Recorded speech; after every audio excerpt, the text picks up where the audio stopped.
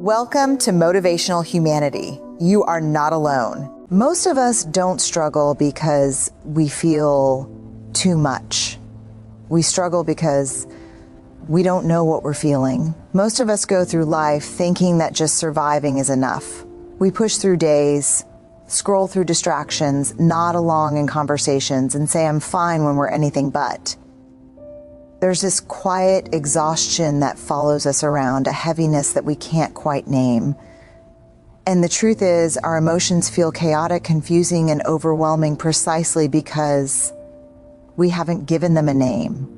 When we don't know what we feel, it's like trying to navigate a storm without a compass. Fear, anger, sadness, joy, they swirl inside us in a haze, and we end up reacting to fragments of them instead of understanding their full story. Naming your emotions is the first step toward clarity. It's not about labeling yourself or overthinking. It's about noticing what is present inside you and giving it a word. It's realizing that tightness in your chest might not just be stress. It might be anxiety, grief, or even anticipation. That hollow feeling in your stomach might not just be nervousness. It could be disappointment, fear, or longing. The more we practice noticing, the more we begin to recognize patterns in our emotional life. We start to see what triggers us, what drains us, and what nourishes us. This awareness, however, isn't easy. Naming emotions requires pausing in moments when our instincts scream at us to act, distract, or avoid. It asks us to be honest with ourselves in ways we may not have learned as children. But here's the quiet miracle. The moment you slow down and ask yourself, what am I actually feeling?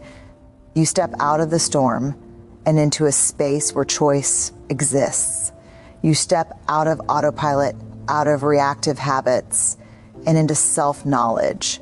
The simple act of naming what you feel gives your mind a sense of order. It brings focus. It brings relief. It transforms emotional chaos into something you can observe, understand, and work with.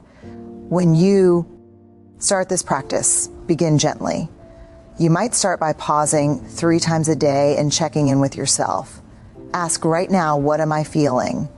And resist the urge to judge the answer. Write it down if that helps. Anger, sadness, shame, joy, relief, fear, whatever comes up. Allow yourself to sit with it, not to fix it, not to push it away, but simply to recognize it. Each time you do, you strengthen the muscle of emotional awareness. You begin to understand your inner world not as a problem to solve, but as a landscape to explore. And the more you practice, the more you notice that naming your emotions changes the way you respond to life. You are less reactive, more grounded, and more compassionate with yourself. You no longer feel like a leaf tossed by every breeze of circumstance. Instead, you start to realize when I can name what I feel, I can face it. When I can face it, I can move through it. And when I move through it, I begin to truly heal. There is a quiet struggle inside most of us that we rarely speak about. It's the battle between the part of us that wants to show up fully in life and the part of us that wants to hide. We crave connection, understanding, and love, yet we shrink when it comes to revealing what is truly happening inside. We cover our feelings with excuses, distractions, or a forced smile. We tell ourselves that being vulnerable is dangerous, that it will make us look weak, that it will open the door to rejection or judgment. And so we learn to armor ourselves with silence, with perfection, with I'm fine, while the real story inside remains untold. But vulnerability is not a sign of weakness. It is a measure of courage. It is the willingness to acknowledge, first to yourself, what you feel, and then to allow others to witness it without fear. It is the act of saying, I am human, I am real, I am here, even when the parts of us that ache or tremble might not fit into the neat boxes society hands us. Vulnerability begins with emotional honesty, with the courage to sit with your feelings without hiding from them. It is the moment you stop trying to control the story or edit the pain and instead simply recognize it. We fear vulnerability because we fear shame. Shame whispers that we are not enough, that our emotions are too much, that if others see the truth inside us, they will turn away. But shame loses its power the moment we name what is happening inside. When you stop trying to bury your sadness, your anger, your fear, or your longing, and instead give it a voice, it stops controlling you from the shadows. Naming your emotions is a radical act of self-respect. It tells your mind, your body, and your heart that what you feel matters and deserves attention.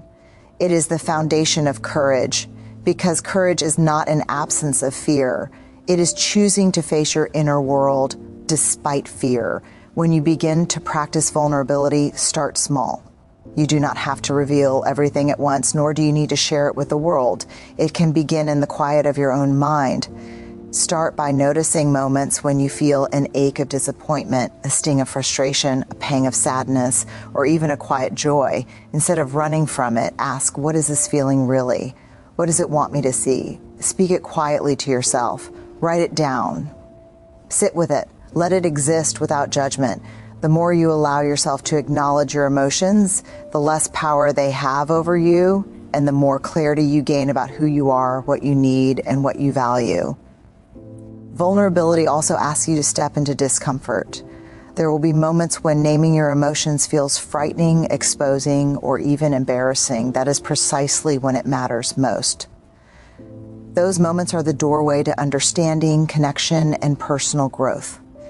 The emotional discomfort you feel is not a signal to shut down. It is a signal that something inside you is alive and wants attention. Leaning into that discomfort requires patience and compassion for yourself. It requires treating yourself like you would a trusted friend, not a harsh critic. When you practice vulnerability, you begin to see a profound shift in how you relate to others. You start to understand that everyone else is walking around with their own invisible struggles, their own unspoken fears, and their own buried emotions. The act of showing your authentic feelings, even in small ways, creates space for others to do the same. It builds connection, it builds trust, and it builds a sense of belonging that is far more powerful than perfection, approval, or control. Every time you allow yourself to be vulnerable, you reinforce the truth that you are worthy of understanding and love, not because you are flawless, but because you are real. Vulnerability also teaches resilience. It reminds you that emotions, even the difficult ones, are not permanent dictators of your life. They are signals, messengers, and guides. When you face them, you learn to navigate your inner world with skill instead of fear. You learn to respond thoughtfully rather than react impulsively. You develop an inner strength that does not rely on hiding or denying your humanity. Instead, it relies on honesty, self-awareness, and courage. The courage to stand in the truth of your emotions without running, without hiding, and without judgment. The practice of vulnerability is not just about feeling more. It is about feeling deeply and intentionally. It is about creating a language for your inner life, one that gives clarity, direction, and compassion. Instead of letting your feelings fester in silence, you learn to recognize, name, and honor them. This creates a feedback loop of understanding. The more you name what you feel, the more you understand yourself, the more effectively you can navigate challenges, and the more authentically you can connect with others. Every day there are small opportunities to practice vulnerability. It might be in telling a friend how hurt or anxious you feel. It might be in admitting to yourself that you are not okay instead of pushing through. It might be in acknowledging gratitude or joy without fear of it being taken lightly. These small acts build the courage muscle over time. They teach you that you can survive, thrive, and even grow through honesty. They teach you that being vulnerable is not a liability but a superpower. The most important thing to remember is that vulnerability is a choice, not a demand. It cannot be forced or rushed. You choose to name what you feel. You choose to share when it is safe. You choose to sit with discomfort rather than avoid it. And with every conscious choice, you reclaim a part of yourself that has long been silenced. This reclamation transforms not only the way you experience your emotions, but also the way you experience life itself. It allows you to move from autopilot to intention, from suppression to presence, from fear to courage. So if you feel the pull to hide, to protect, to numb yourself, remember this: vulnerability is the gateway. Naming your emotions, giving them voice, acknowledging them, and sitting with them is the path to courage, to resilience, to authentic connection, and to a life that feels whole rather than fractured. The moment you begin to practice this, you start to see yourself with new eyes, not through the lens of fear, not through the lens of shame, but through the lens of truth. You begin to understand that every feeling you have is valid, every experience is meaningful, and every moment is an opportunity to learn, grow, and heal. This journey is not easy. There will be setbacks, moments of doubt, and times when the old habits of hiding feel stronger than ever. But each time you choose to name what you feel, you are taking a step toward freedom, clarity, and self-trust. And over time, that small, deliberate act of emotional honesty compounds. It becomes a foundation of courage that cannot be shaken by judgment, criticism, or the chaos of life. It becomes a reminder that you are enough, not because you are unshakable, but because you are willing to be real, willing to feel, and willing to face the truth of your own heart. There comes a point in life when you realize that naming your emotions is not enough if you do not also face them. You may know what you feel. You may recognize the threads of sadness, anger, or fear weaving through your day, but simply noticing them does not automatically make life easier. Courage is what transforms awareness into action. It is what allows you to take those feelings you have named and face them fully, rather than running from them, numbing them, or hiding them behind a mask of strength. Courage is the bridge between understanding yourself and truly living as yourself. Many of us grow up believing that courage is loud, visible, and heroic. We imagine it as standing on a stage, delivering a speech, or performing some act that others can applaud. But the real courage, the kind that transforms your life, is quieter. It is the courage to look at your own inner world and say, "This is what I feel, and I will not let it control me." It is the courage to admit that you are afraid, to own your pain, and to stay present in moments when you would rather turn away.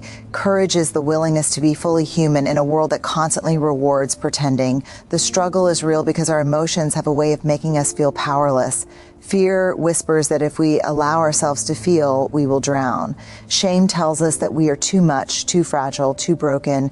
Anger convinces us that the world is unfair, that others are to blame, and that we must defend ourselves at all costs. And so we react rather than respond. We lash out or shut down. We act from instinct instead of insight. But courage changes that. Courage allows you to pause, take a breath, and meet your emotions with curiosity instead of judgment. It allows you to step into the discomfort and discover that you are stronger than you realized. Courage also teaches you that emotions are not enemies to be defeated. They are messengers, signals that something inside you needs attention.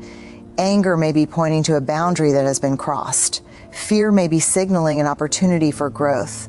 Sadness may be a guide toward what is missing or what has been lost. Each emotion, when faced with courage, becomes an opportunity for insight and transformation. The moment you stop avoiding what you feel and instead meet it with honesty, you begin to reclaim power over your inner world.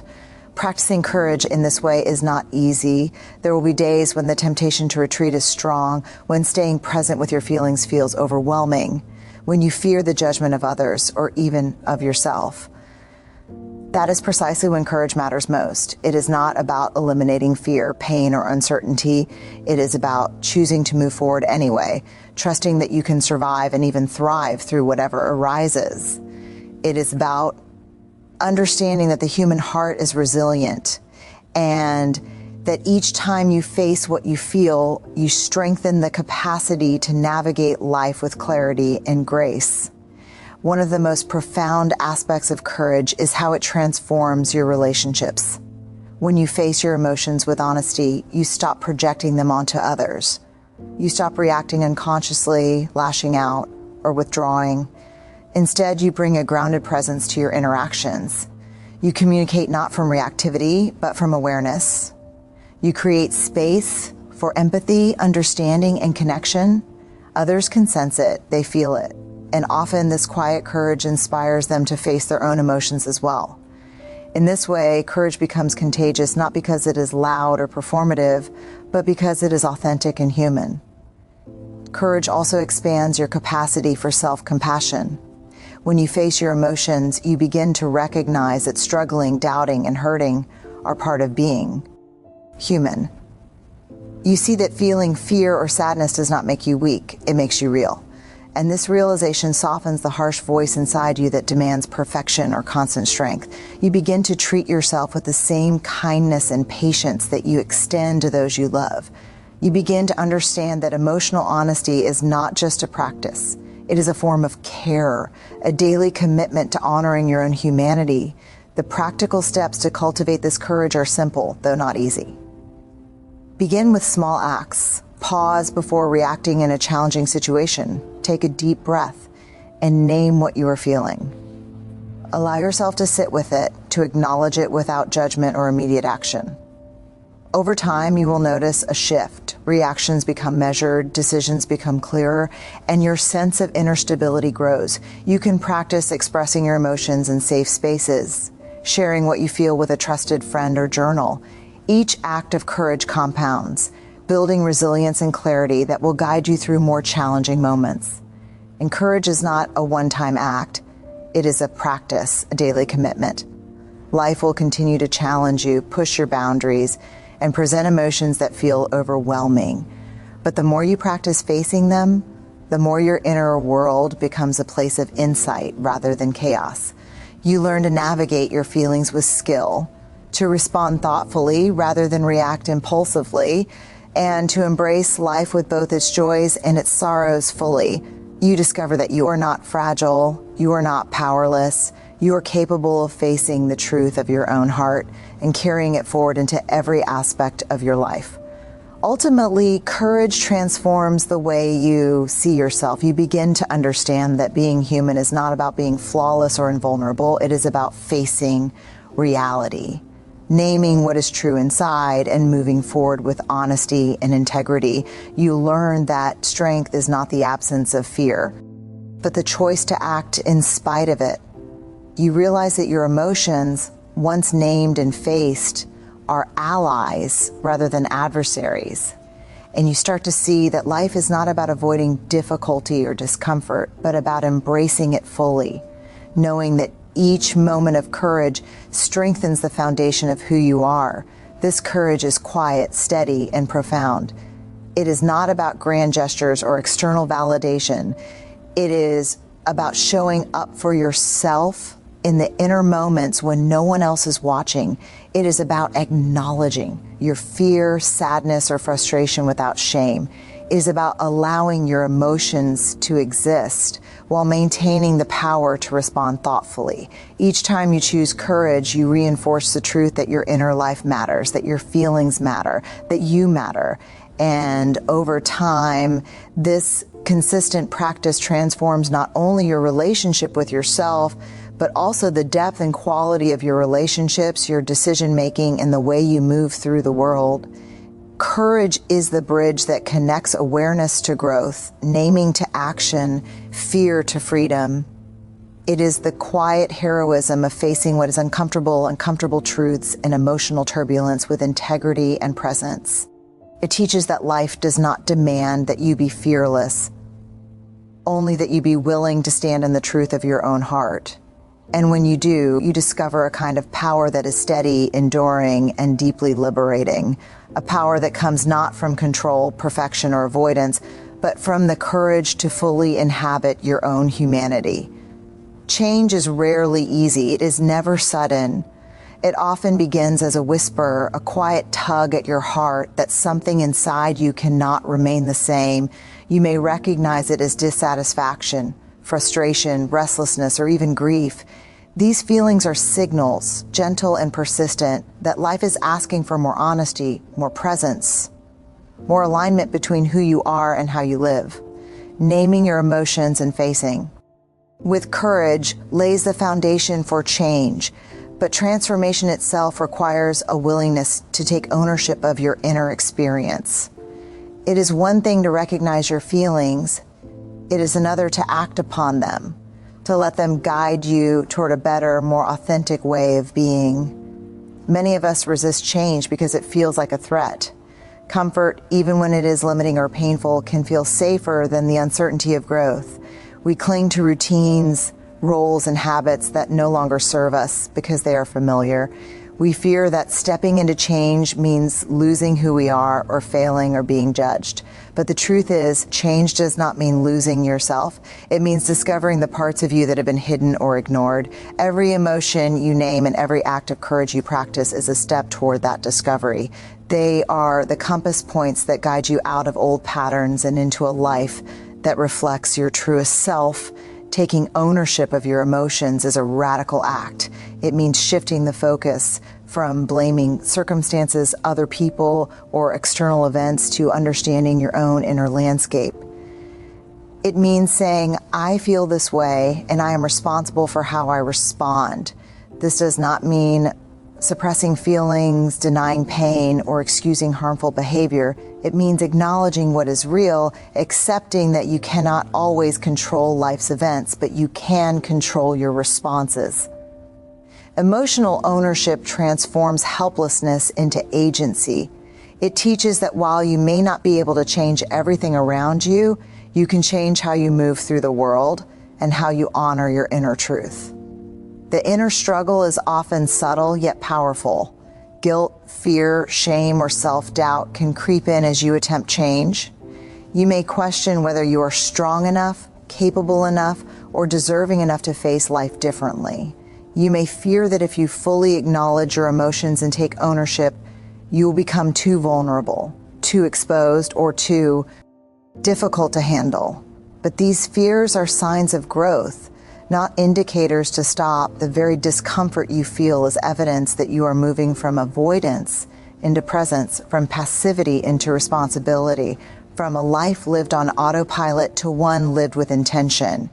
When you take emotional ownership, you also redefine your relationship with mistakes and setbacks. Change is rarely linear, and progress often comes in fits and starts. You will stumble, react, and sometimes retreat. That is not failure, it is human. Owning your emotions allows you to see setbacks not as proof of inadequacy, but as opportunities to learn, adjust, and try again. You begin to understand that your feelings are guides, not punishers. They provide insight into what matters most, where boundaries need to be reinforced, or where courage needs to be exercised once more. Each time you take responsibility for your inner world, even in the face of mistakes, you strengthen resilience and self-trust. Practical steps toward change through emotional ownership begin with awareness and courage. Start by identifying one area in your life where you feel unrest, dissatisfaction, or recurring emotional turbulence. Pause and ask yourself, what am I feeling here? What am I avoiding? How are my reactions shaping my experience? Write down your reflections without judgment. Notice patterns, triggers, and recurring themes. Then consider small, actionable steps that align with your truest values. It might be speaking honestly in a relationship, setting a boundary you've avoided, or changing a habit that no longer serves you. Change is rarely dramatic. It is cumulative, a series of small, intentional choices that over time reshape your life. Another vital aspect of change is separating your emotions from your identity. Feeling anger, fear, sadness, or disappointment does not make you bad or weak. Experiencing joy, gratitude, or love does not make you invulnerable. Each emotion is a message, not a definition. By taking responsibility for how you acknowledge and act on these messages, you reclaim your agency. You learn to respond thoughtfully rather than react reflexively. You discover that emotional ownership creates a sense of stability even when life around you is uncertain. Change through emotional ownership also deepens empathy and connection. As you begin to recognize, name, and respond to your own emotions with integrity, you develop the capacity to do the same for others. You stop projecting your fear, frustration, or judgment onto people around you. You start to listen more deeply, to respond more patiently, and to hold space for the complexities of others' inner worlds. In this way, personal change ripples outward, transforming relationships, communities, and even your broader environment. Ultimately, the journey toward change is a journey toward self-alignment. It is about living in accordance with your truth, honoring your feelings, and allowing them to guide you toward growth rather than keeping you trapped in patterns of avoidance. Every time you face your emotions, name them, own them, and act from them, you are rewriting the story of your life. You are choosing clarity over confusion, presence over autopilot, courage over fear, and authenticity over pretense. The path is not always comfortable. There will be moments of doubt, resistance, and inner conflict. But the practice of emotional ownership teaches a profound truth. You are capable of more than you realize. Your emotions, once understood and owned, become allies in the pursuit of a life that is meaningful, connected, and fully alive. They guide your choices, reveal your needs, and illuminate the areas where courage is required. Change is not something that happens to you. It is something you actively create, moment by moment, feeling by feeling, choice by choice. And as you continue on this path, you realize that ownership is not about control or perfection. It is about presence, awareness, and intentionality.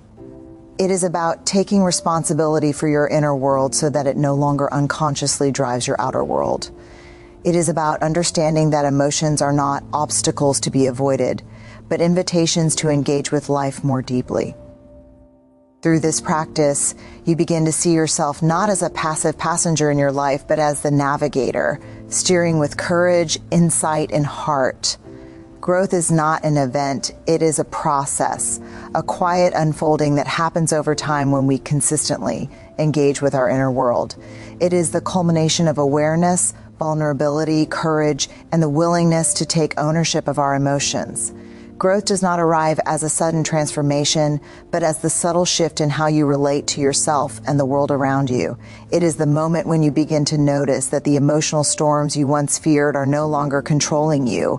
They are teaching you, shaping you, and guiding you toward greater clarity and presence. One of the most profound truths about growth is that it requires emotional fluency, the ability to recognize, name, and respond to your feelings with intention. People often think they have to get rid of difficult emotions to grow, but the opposite is true. Growth happens when we sit with our feelings, understand them, and allow them to inform our choices. Anger can teach us about boundaries. Fear can reveal where courage is needed. Sadness can illuminate what has been lost or what we deeply value. Every emotion, when approached with mindfulness and care, becomes a teacher, and every lesson it imparts strengthens the foundation of your inner life. The inner struggle on the path of growth is real. We often fear that if we confront our emotions too fully, we will be consumed by them, defined by them, or judged for them. We worry that acknowledging our vulnerabilities will make us appear weak, or that naming our discomfort will make us unlovable. But the truth is that growth is inseparable from honesty. You cannot become more without first being willing to see clearly, to acknowledge the full spectrum of your experience, and to face the parts of yourself that you may have long ignored or denied. Growth asks for patience, compassion, and courage. It asks you to treat yourself as a human being in process, rather than a problem to be fixed. Growth also requires the willingness to embrace discomfort. It is not always a pleasant journey. You will encounter old habits, unresolved pain, and patterns of thought that resist change. You will feel the tension between the person you have been and the person you are becoming. But within that tension lies the very essence of transformation. Discomfort is not a signal to retreat. It is a sign that something important is happening. It is the stretching of your inner self, the expansion of your capacity to hold complexity, to feel deeply, and to act intentionally rather than react impulsively. As you practice emotional fluency and embrace discomfort, you begin to notice a profound shift in your relationships. You connect more authentically with others because you are no longer projecting unresolved emotions onto them. You listen more deeply, speak more honestly, and create space for genuine understanding. Vulnerability, courage, and emotional ownership ripple outward in ways you may not immediately notice, strengthening bonds and building trust. The ability to name, face, and respond to emotions transforms not only your inner life, but also your outer world. It allows you to move through life with presence, integrity, and compassion, and it invites others to do the same. Growth is also about integration. It is about taking all the lessons you have learned, awareness, vulnerability, courage, and ownership, and allowing them to inform the way you live every day. It is not a checklist nor a destination. It is a practice of showing up consistently, of checking in with yourself, of acknowledging what is true in each moment and acting from that place of clarity. With each act of conscious choice, you strengthen the pathways of emotional resilience and deepen the trust you have in yourself. You learn that your inner life is not a series of obstacles to overcome, but a source of wisdom and guidance. The practical steps to cultivate growth are both simple and profound. Begin by regularly checking in with yourself. Ask what you are feeling and why. Notice patterns and triggers. Reflect on how your emotions influence your behavior, your decisions, and your interactions. Practice expressing your feelings in safe spaces, whether through journaling, conversation, or creative expression. And most importantly, treat yourself with patience. Growth is rarely linear. There will be setbacks, regressions, and moments when old habits reemerge. These are not failures, they are part of the process. Each time you return to awareness, to vulnerability, to courage, and to ownership, you are growing stronger, wiser, and more resilient. Another crucial aspect of growth is the recognition that your emotions are not threats to be feared, but tools to be understood. Anger, sadness, fear, and even guilt carry messages about your needs, values, and boundaries. By learning to listen to these messages without judgment, you gain insight into the choices that will bring you closer to the life you desire. Emotional fluency allows you to respond rather than react, to act with intention rather than impulse, and to cultivate a sense of agency in a world that often feels unpredictable. Ultimately, growth is about reclaiming your humanity and your freedom. It is about living with awareness, speaking your truth, acting with courage, and embracing the full spectrum of your emotional experience. It is about recognizing that you are enough, not because you are flawless, but because you are willing to face yourself honestly, to navigate your feelings with intention, and to continue moving forward even when the path is uncertain. Growth teaches that life is not about avoiding pain, controlling outcomes, or silencing emotions. It is about embracing the entirety of your experience, learning from it, and using it as a compass to live more fully, authentically, and meaningfully. As you continue on this path, you may notice subtle shifts in your inner world. You begin to respond to challenges with clarity rather than confusion. You approach relationships with openness instead of defensiveness.